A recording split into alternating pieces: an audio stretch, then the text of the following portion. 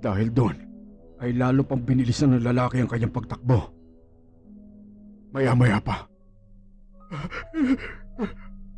Doon ako magtatago sa may bakanting lote.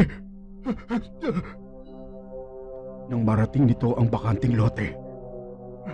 Saan dito? Saan ako dito hindi niya makikita?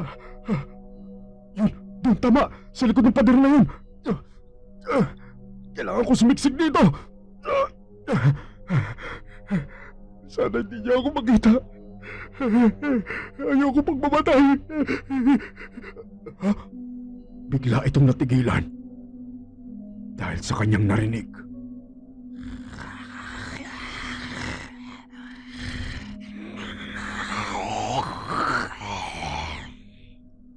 Halos mawalan ng ulirat ang lalaki, lalo pat napansin niyang papalapit ng papalapit ang tunog sa kanya.